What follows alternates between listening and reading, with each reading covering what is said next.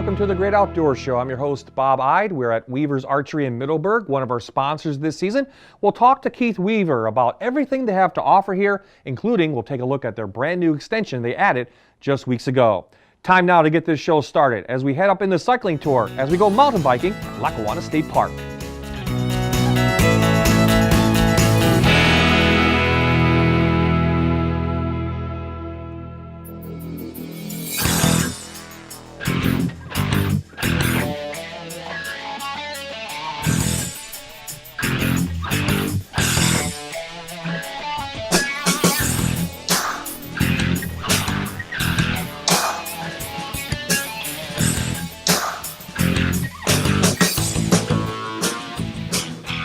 Lackawanna State Park is a great mountain bike facility because most of the trails have been built by volunteers, almost exclusively volunteers, and there's over 20 miles of trails. If you turn around and go the opposite directions, you have 20 more miles of trails that are totally different than the riding in the other direction. But you can ride easy rides, you can be a beginner, and this is where I started to ride, where I'd go out and I'd maybe do 1 or 2 miles of riding.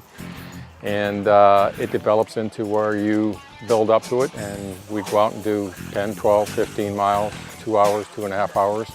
And it's just a great place to mountain bike. There's a lot of facilities in the area, a lot of facilities, but I think this park gets ridden more than any other mountain bike park in northeastern PA. There's a little bit of everything here. There's everything from trails like for a beginner biker that aren't too technical, and then there are some really technical downhill trails that challenge everybody that rides here. The wheel size is really the big thing right now. There's everything from 26-inch to 27.5 to 29, and there's fat tire 27.5, fat tire 29, everything in between, and there's the true fat tire bike that my friend's on over there.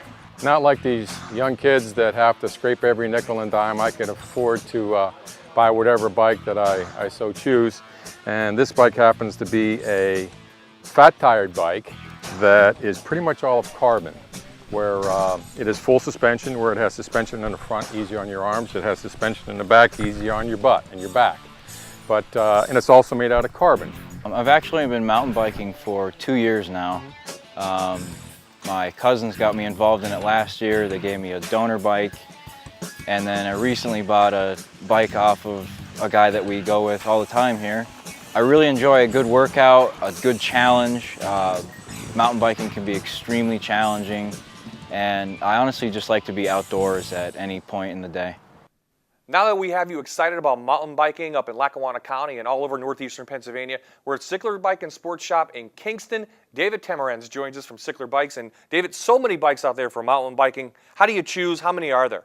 Well, there's a lot of different kind of bikes out there. There's fat bikes, plus bikes, enduro racing bikes, general mountain bikes. We have something to fit any kind of rider. What's the hottest trend right now? Plus bikes. It would be a general, like a mountain bike with a 3-inch tire on it, 2.8-inch tire. It's kind of in between a regular mountain bike and a fat bike. How does that work on the trail for you?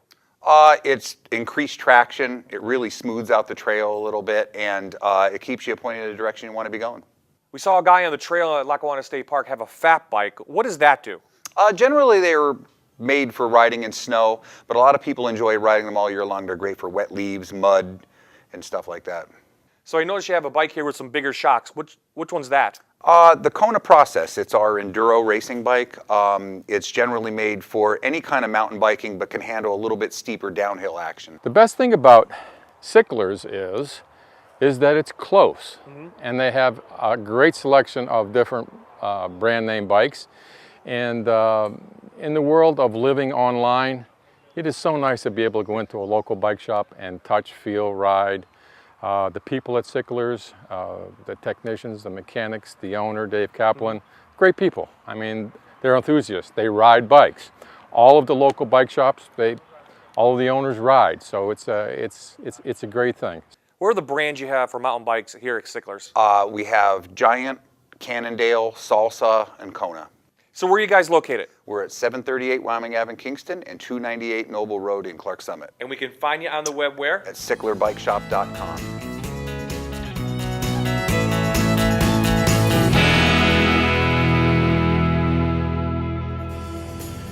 We're back at Harvey's Lake, continuing our conversations about the legal requirements for when you canoe or kayak. And joining us is Walt Dietz from the Pennsylvania Fish and Boat Commission.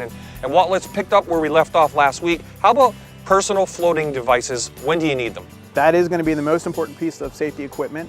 First of all, it's required by law to have a life jacket with you when you go out on a waterway. There's lots of types to choose from. All right, we have near-shore vests, the horse collar type, the orange vest you've seen before. There's also offshore, which is very similar to that, but they have a little more buoyancy. They're fine, but they're not quite as comfortable. One of the better jackets to have if you're going to be out canoeing or kayaking, you're going to want to have a flotation aid, a Type 3. You're wearing one right there. Yep. It's designed for paddling. It has open arms here. Okay, nothing around your neck to kind of hinder your ability to paddle, and it's very comfortable. Yeah. So that's a recommended type of jacket. We would say would be great for canoeing or kayaking. If you got kids, they're made for kids as well. That's a Type 3 flotation aid for children, and fits real comfortable. And they're going to want to wear this because it's comfortable. It's not hindering their performance or up around their neck. Other thing, if you don't want to go the route of that, you could try a flotation inflatable device. Okay, the one I'm wearing here is a Type 5. You need to be wearing this for it to count as a legal PFD. And the way this works is there's a string here. You can pull it, and it inflates a bag around your neck. And there's also a little canister in here that the CO2 cartridge that'll blow that up. There's a little pill in here that'll dissolve when it hits the water too, automatically, and it will inflate as well. So this one's an automatic, as well as that.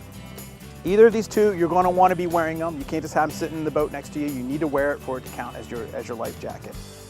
This is another type of flotation aid, more of a high performance version, kind of like what you're wearing there, but with more bells and whistles, a little more comfortable, fits across the chest, and this is something a kayak or a canoeist again would want to wear. There is a throwable PFD. This here is not to be worn. This is one you would take in a boat with you, not required by law to have if you're canoeing or kayaking, but it's good to have as a seat cushion. Okay, and certainly you can throw it. And if somebody were in the water and you need to help them out, you throw it to them, they put it to their chest, and it'll keep them afloat until help gets there. A few things about life jackets that people need to know. First of all, every life jacket has to be Coast Guard approved. Yes. All right? You're looking for that label on the inside of the life jacket. If it's not there, it's not counting as your PFD. The other thing, they need to be in good condition. All right, we've seen jackets out there that they're worn and ripped and the straps are coming off. No good. Throw it away. Get a new one. Get a new one. It also needs to fit. A large like that isn't going to fit a child, okay? And it wouldn't count. It's not a legal device if it's not going to fit the person that's intended for. We recommend everyone wear their life jacket, but adults are not required to wear their life jacket. They need to have it on board with them in a canoe or a kayak, where they can easily get to it and put it on, or at least it can be thrown to the person if they fall overboard. For youth, it's a different story. Kids 12 and under, youth 12 and under, they need to wear their life jacket if they are on a boat. So we certainly don't want to see any kids out there without their life jacket on under any circumstances. Canoe, kayaks, wear your life jacket. If you're a youth, 12 and under, adults, bring it with you. We recommend you wear it.